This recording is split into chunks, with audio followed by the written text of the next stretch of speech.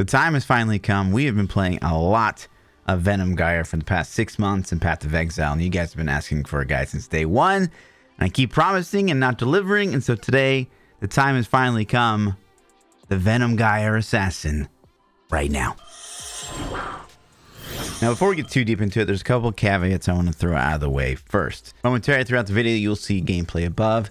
This is T16 maps, and they are juiced to go against how good this character is. So I mean things like extra monster life, resistance to chaos damage. So in the gameplay above, maybe you don't think it's the fastest thing you've ever seen, but we're also stacking maps against us, right? On a normal T16 map, this thing flies. We just wanted to show you, basically there's no map mod you can't do with this build.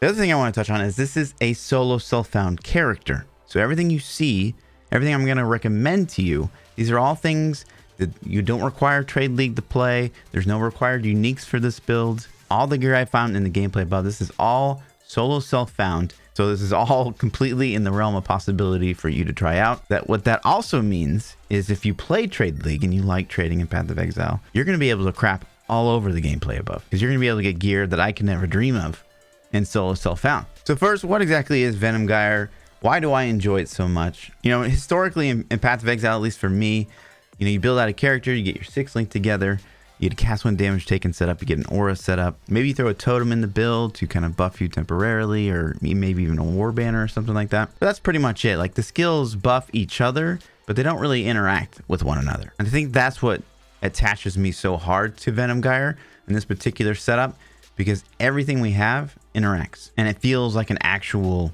build, like a complete awesome build. Okay, so what is Venom Gyre? Venom Gyre is a projectile attack. It throws out these basically copies of my weapon, which in this case is claws. They get thrown out and they come right back to me, and then they all start to rotate around me. So they stay with me. They stay with me and they form these stacks of Venom Gyre blades that hover around my character, and you can have up to 30 of these guys. And why that's cool is when I use Whirling Blades, which is a movement skill, it shoots them out in every direction.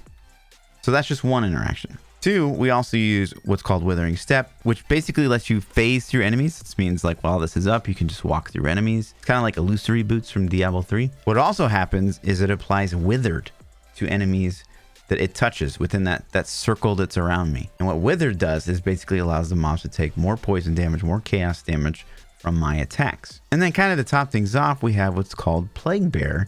And Plague Bearer basically takes a portion of all the poison damage we're doing up until like a capped amount, and the capped amount is based on the gem's level, and it basically lets us kind of toggle on-demand extra poison damage in an area of effect around us. And why I think this is so cool, because they all kind of interact with one another in a very dynamic type of way. So not only when you find mobs are you just throwing your projectiles at them, and that's how you're doing damage, but you're getting these stacks of Whirling Blades on you, which is the point where you can maybe like Withering Step through them, and then, you know, throw out a Whirling Blade so that they get shot out from around you. Maybe you run into an elite, so you want to pop your Plague Bearer and get that extra poison damage around them. We also have Flame Dash in the barb because a couple of reasons. One is that Flame Dash lets you traverse through things that Whirling Blades can't. So if I like, so say there's a cliff right here, if I Whirling Blades, it would just hit the side of the cliff, whereas if I Flame Dash, it actually takes me above the cliff. The other reason it's on here is because anytime we Whirling Blades, we're going to get rid of all of our daggers. And sometimes we don't want to do that. Sometimes we want to bring those daggers to the next pack of trash and then Whirling Blades into that pack of trash, and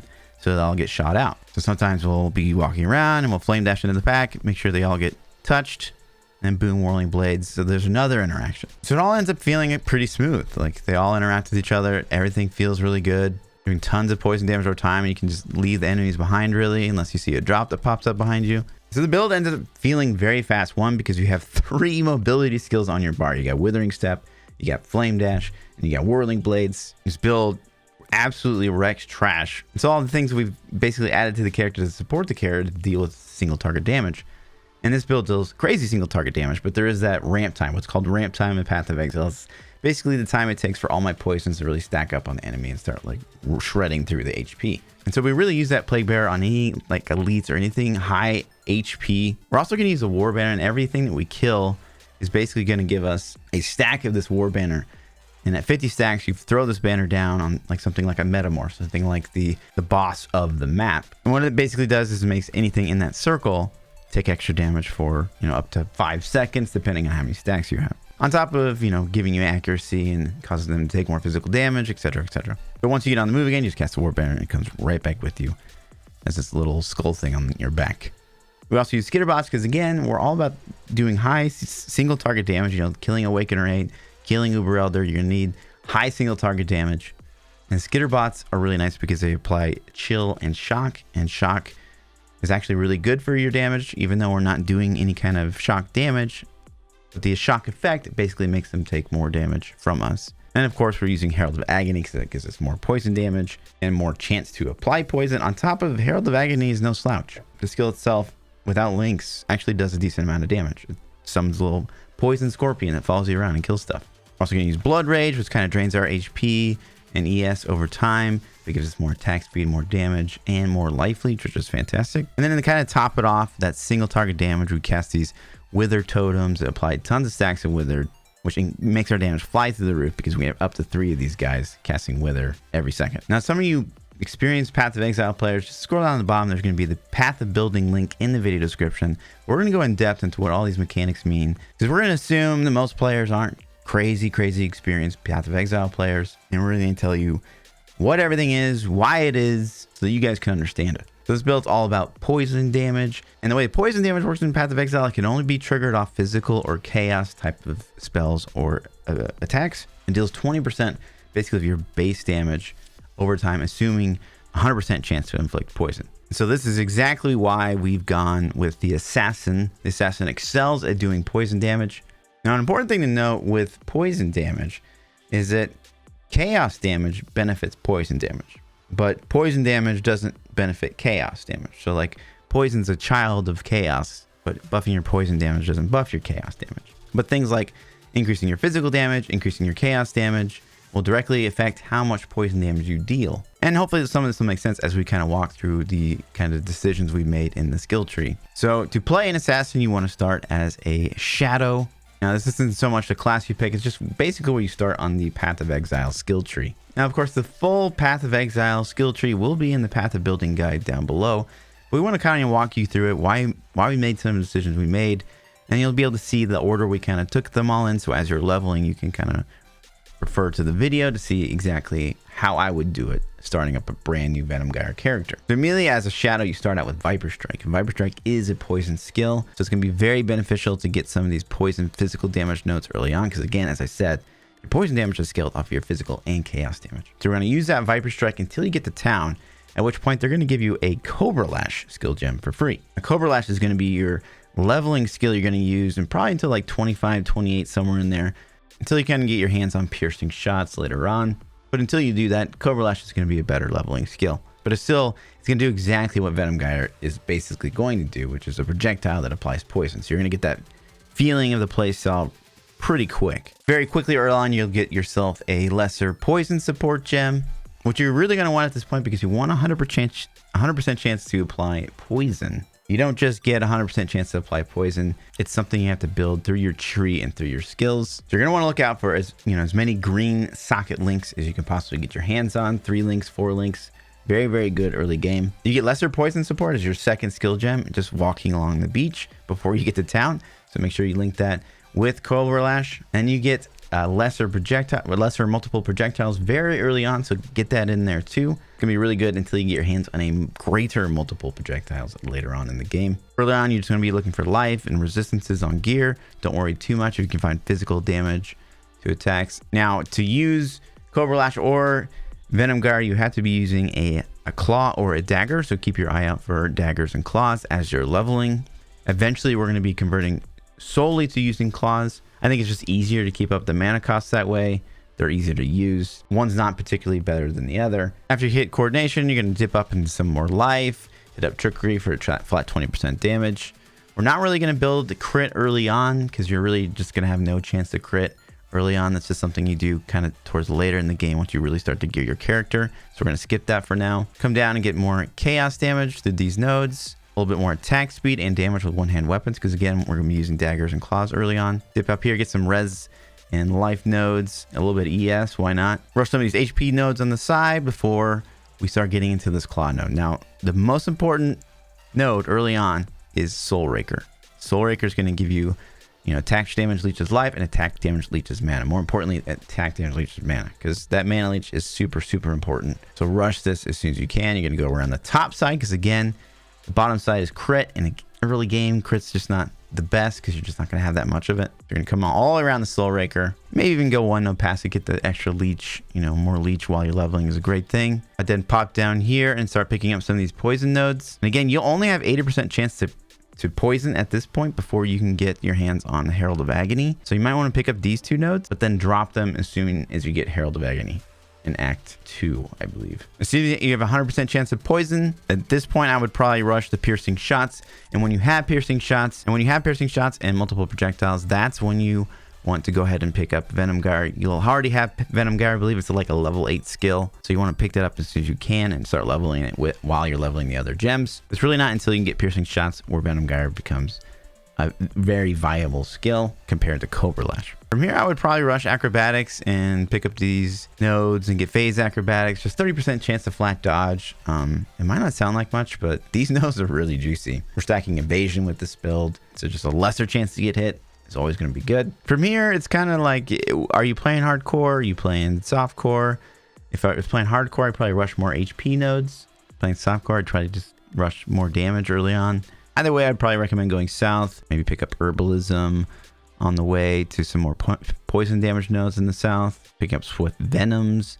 More attack speed. More attack speed is going to be really, really good early on. Pop over to the left, and you can probably come up here and pick up some life nodes if you like. Obviously, more claw damage, more poison damage nodes. A lot of that is down here. You can pick up all these guys. More poison damage, more claw damage, more poison damage with claws. Pick up a couple more HP nodes if you like. For the first Ascendancy, again, it kind of depends on what you're playing. I think that it's hard to argue against going Noxious Strike first, because again, you get that 40% chance to poison. Once you get that 40% chance to poison, you can drop lesser poison support from your skill gem setup and pick up something like Unbound Ailments. Unbound Ailments you get very early on in Act 1, so make sure you pick that up and level it as you're leveling. If you're hardcore, maybe pick up Mistwalker first. But again, you're not going to have that high of crit at this point in the game, so it's completely up to you at this point. From here, I'd probably go back into the middle, start gearing out more towards the left, because we're eventually going to rush Perfect Agony over here. Keep going left, maybe pick up the jewel stock on the way. Skip it if you don't really have a jewel at this point, but you'll be like level 40, 50 by this point, so you probably should have something. Rush more left, you're going to pick up Perfect Agony. Now, why Perfect Agony is so crucial to this build is because basically modifiers the crit multiplier also apply to damage over time for ailments, but only at 50% of their value. Now, normally damage over time doesn't crit, so this makes it so it basically can. So it's very, very good for this build. And again, late game, we're going to be stacking crit as much as possible. Actually, at this point, I'd probably start trying to get some of those crit nodes so that you can proc Perfect Agony a little bit more. But it being still early game, I'd probably go straight down into reflexes, get some of the much needed accuracy. You're going to have a precision early game, so make sure you pick that up. Pick up some easy resistances on the way or in this node, and then start rushing tons of HP via Constitution and this whole cube. And go back because you're like 80 plus at this level. So, start gearing up that crit chance by picking up some of these crit nodes you skipped earlier. Going down this claw side, picking up these crit nodes.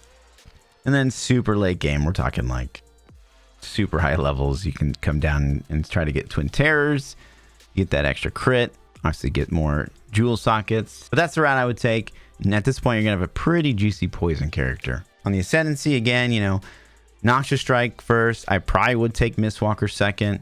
And then rush the Toxic Delivery. Toxic Delivery is going to give you more base crit, which is really, really strong. And 20% physical damage is extra chaos, which is really nutty in this kind of build. And then with your Uber Lab, you'll pick up Opportunistic, which gives you more single target damage and more movement speed. So juicy, juicy.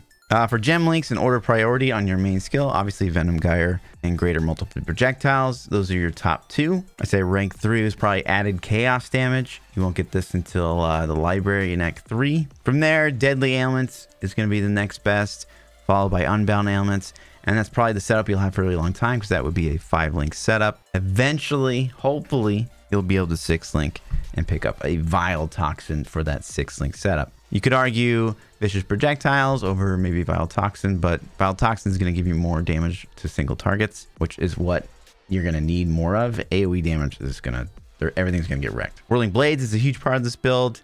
The links I like are faster attacks. Obviously, number one, any movement skill, you pretty much want faster attacks on. Fortify support, no brainer. As soon as you hit something, you're going to get Fortify buff, and Fortify buff makes you a little bit more tanky. And then you could either link this with Blood Magic if you feel like you can't keep up the mana cost. But it wasn't too much of a problem for us, so we just kept it 3-link basically. And we have the Herald on here as well, because Herald actually doesn't do bad damage, so we decided to link it with faster attacks in the setup. Not crazy ideal, and again, the path of building would have like kind of the most ideal scenario for SSF, but some of my actual gear choices here have depended upon what I've got, because I am an SSF character. We talked about that Wither being on a spell totem for that single target damage. We linked that with a multiple totem support, so that every single time we cast the spell totem, it casts 2, like so. And again, you can have up to 3. Under the claw, we just kind of have some of our buffs. We get the flame dash. Again, that's super important for things like cliffs.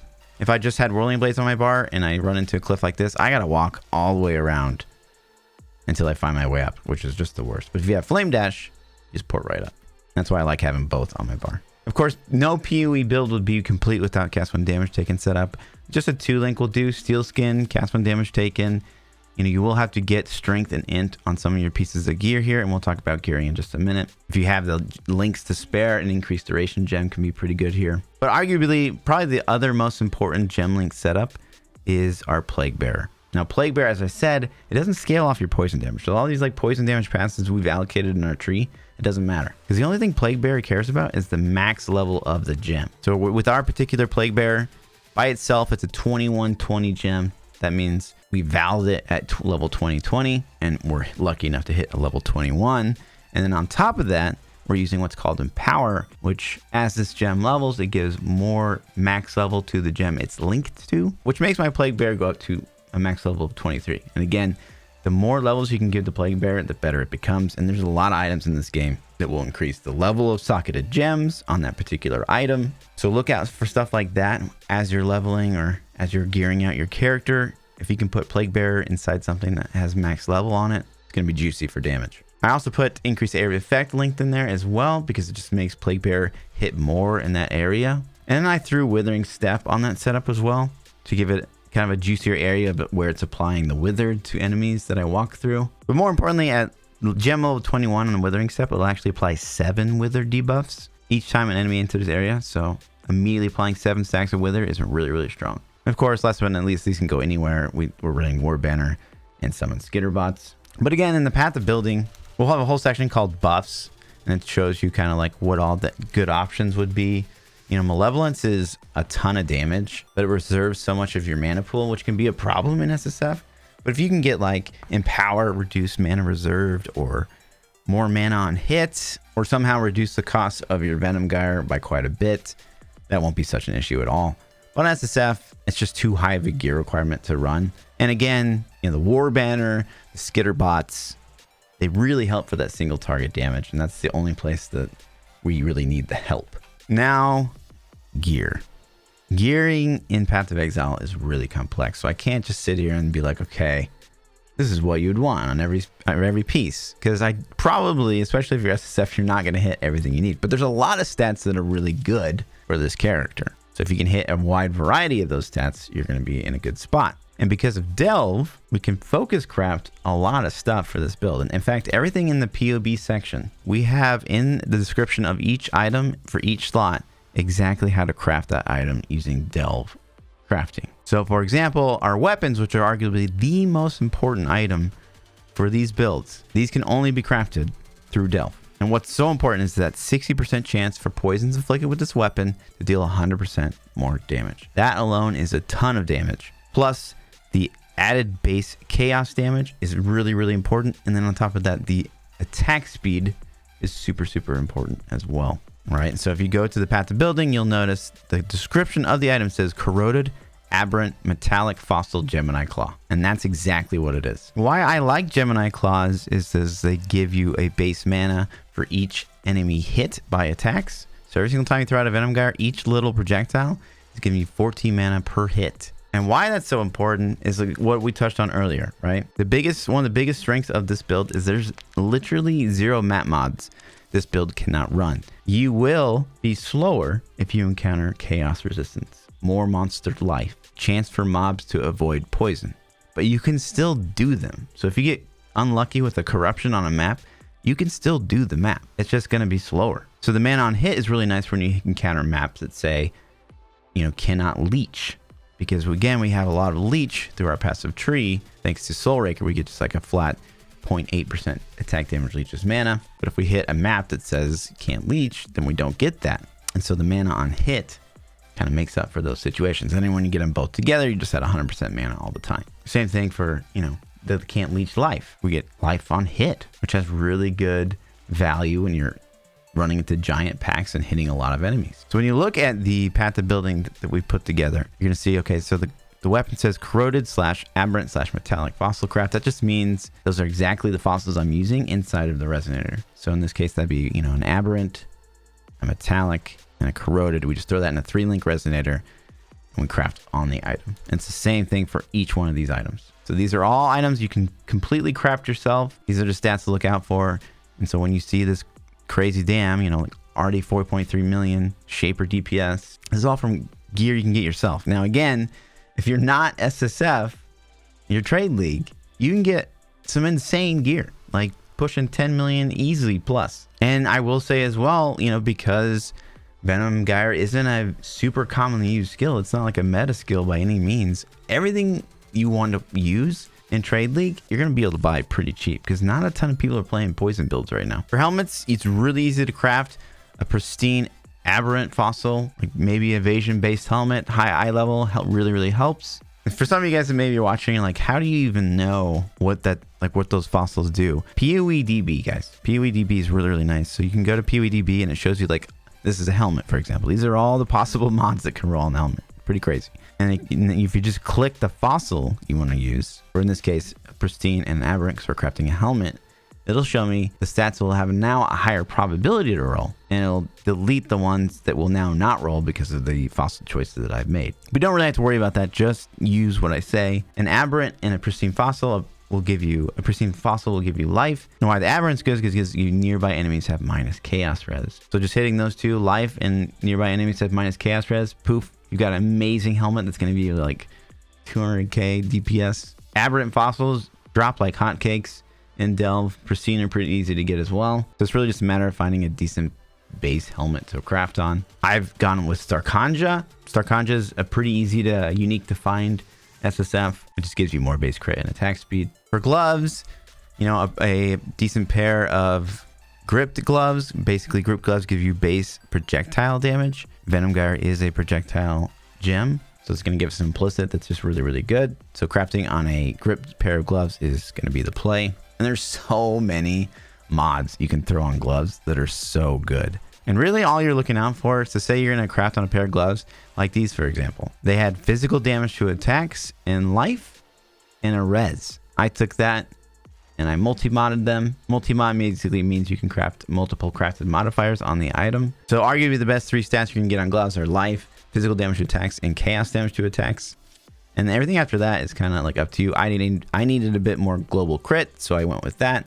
There's a good mod that gives you global crit and chaos damage if you've dealt crit strike recently. So that was kind of a no-brainer for me. But there's also really good things like increased damage while leeching, and you're always kind of leeching in this build, whether it's mana or life. There's increased damage during flask effects, and while you're killing trash, you're gonna have like 100% uptime on flasks. Like I said, there's so many good mods for this build, like, you know, accuracy, life, resistances, chaos damage to attacks, physical damage to attacks. Really any damage to attacks is going to be okay, but like the elemental damage isn't going to scale very well. For boots, you know, like a 2-tone boots is going to be a great slot. Gives you base resistances. Any evasion boot will do. Like this, we have Chagrin boots because they're hunter effects. Anything hunter, just by the way, anything you can find that's glowing green, if you craft on that item, chances are it's going to be pretty good for a poison build. As you can see, like we went crazy with this one. This is the only item we used an Awakener orb on. So we're getting basically 10% chance to dodge and tailwind built into these boots, which you guys don't have to know what that means, but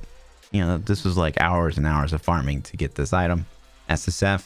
And while in Trade League, this item's not that great.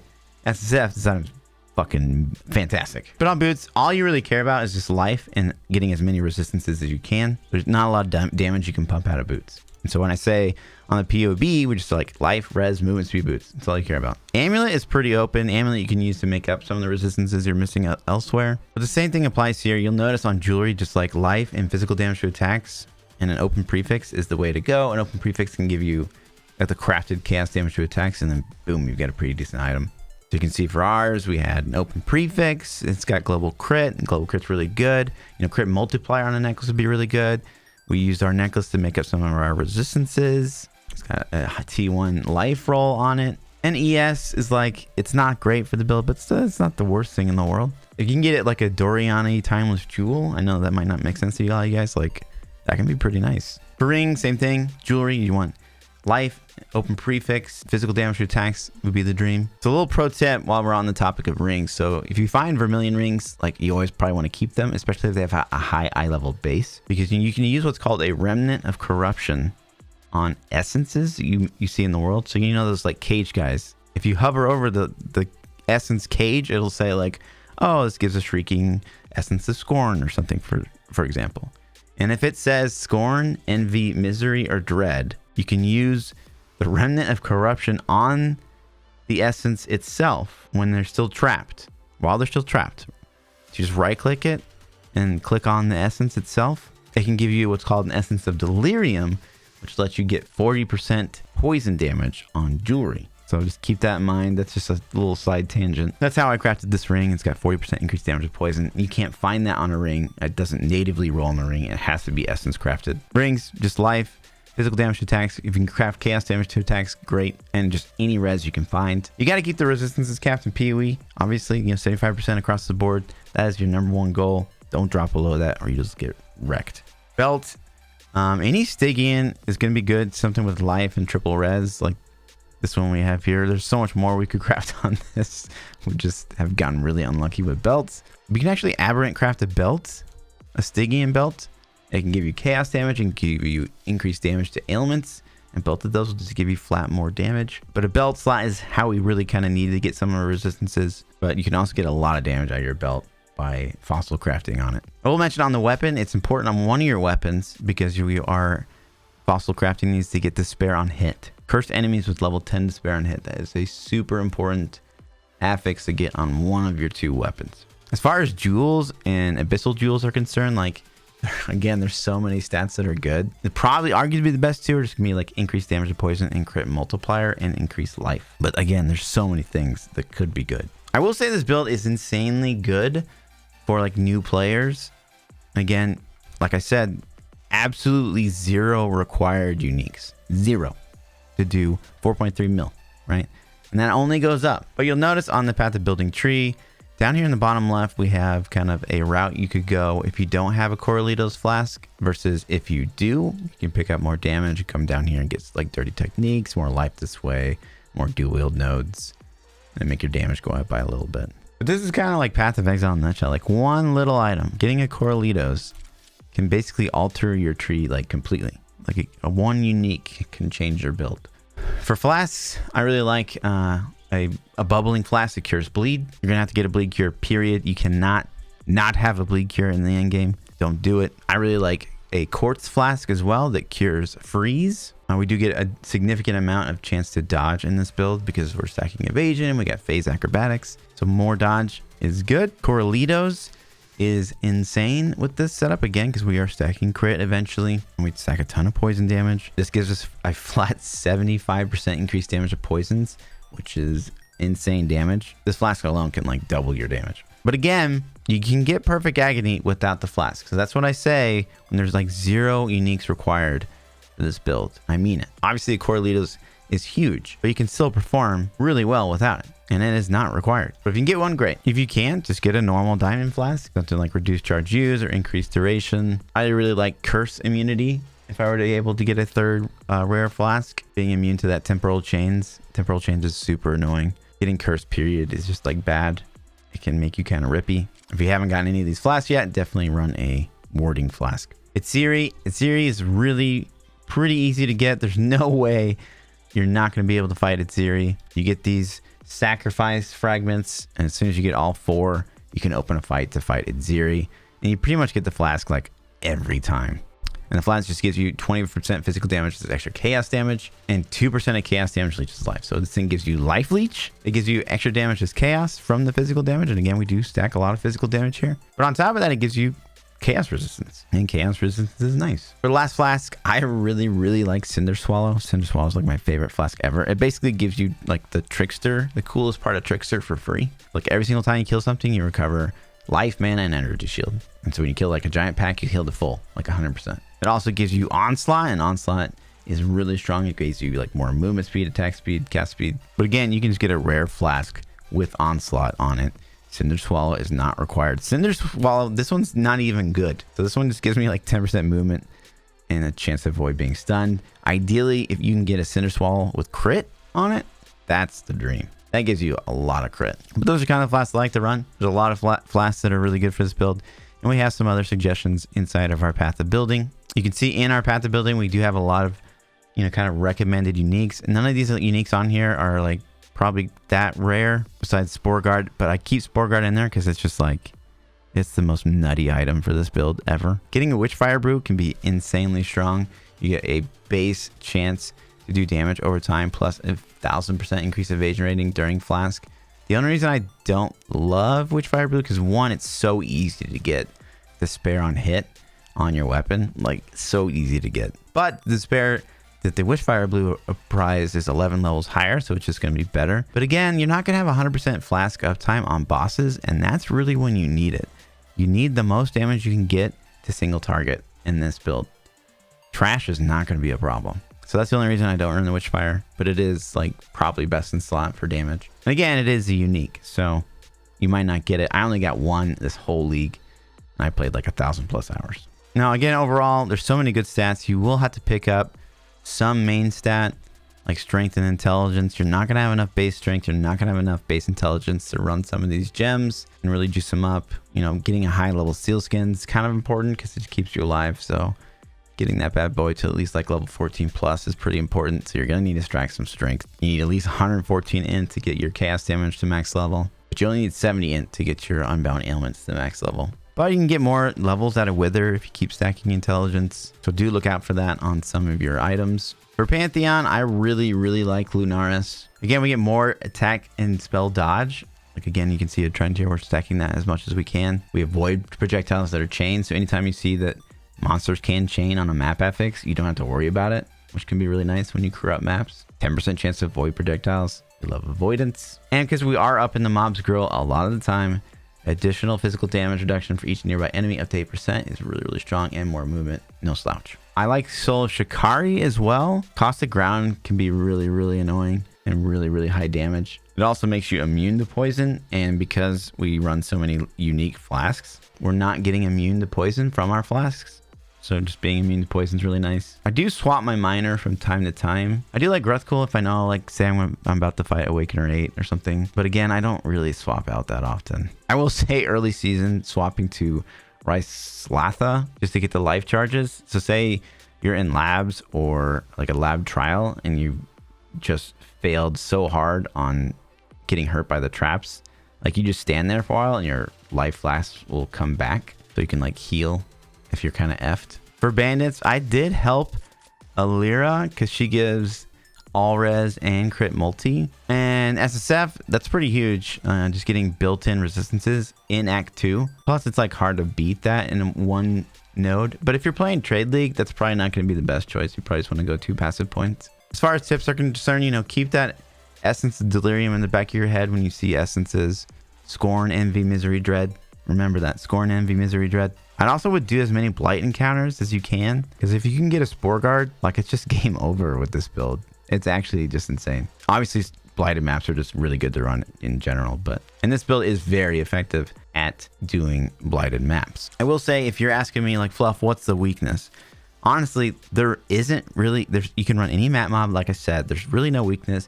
There's other builds out there that can kill, Awakener in like seconds. Okay, whatever. This build can literally do all the things. I will say, if you have to ask me like what's a weakness, I will say Legion isn't the best because we don't have anything like a Val skill gem that just blows up the whole screen and anything off the screen. Maybe one day they'll add like Venom Gyre. That'd be pretty dope. But until then, like, it's not the fastest Legion build you've ever played. It'll still do all the Legion. Like, it can clear the whole Legion. But when you keep going up higher until like T16, you're probably not going to be able to kill everything in the Legion in the time that they give you. You'll still have no problem killing the things. And there's definitely builds that are going to be better at like a 5 army fight, obviously. But to be honest, I played over 1,000 hours this league, and I was never able to get enough fragments to do a 5 army fight. Not even close. Like 50% there. So don't worry about that. But that's pretty much going to do it, man. There is like literally so much to cover in a POE guide. It was actually like very intimidating to even attempt this process. So hopefully we covered everything. If not, do let me know in the comment section below if there's anything you feel like I forgot or some things you want to see in the future. I am going to try to do more of these because I do love making like 5-head solo self-found builds. And if, again, guys, if they're good for solo self-found, you can be damn sure they're going to be good for Trade League. I will say, you know, this is a great guide for beginners getting into Path of Exile. It's super kind of easy to understand once you understand gearing. The only thing I would say that maybe it's not the perfect starter build for a new player is because poison damage isn't in your face. So if, say, I swap out this weapon and my DPS is 24k according to my sheet, throw this on, and like it doesn't seem like I lost that damage, but because poison damage isn't really calculated properly in the game, like I just lost like probably millions of damage by putting this claw on, but the game doesn't really calculate poison damage properly. So never pay attention to like what's on your sheet. What you can do is if you have like my path to building guide up in the background, one thing that's pretty cool is you can go down here and create custom item, and all you have to do from POE is you copy it, like Control-C, and paste it, and it takes that item, and then you can see if I throw this claw on, I'm going to lose 2.5 million damage per second. So that would be a bad idea. So like definitely use path to building to your advantage. Learn path of building as best you can, because this tool is like, it's next level. It's almost a game. Path of building is almost like playing a separate game. I probably spent almost as much time on path of building that I do in Path of Exile. But that's pretty much going to do it, guys. Again, if I forgot anything, let me know. This will be a really good build, a starter build for the upcoming league. There's no way this build ever gets nerfed. If anything, this build's only going to see buffs in the future, but it is a ton of fun, and I thoroughly enjoy playing this build. I think it is a great addition to the arsenal of Path of Exile builds, and we love playing poison builds. So look for more poison builds probably from us in the future. That's what we're all about. As always, guys, like, subscribe, come over to Twitch, ask your questions. We love you guys. Peace out.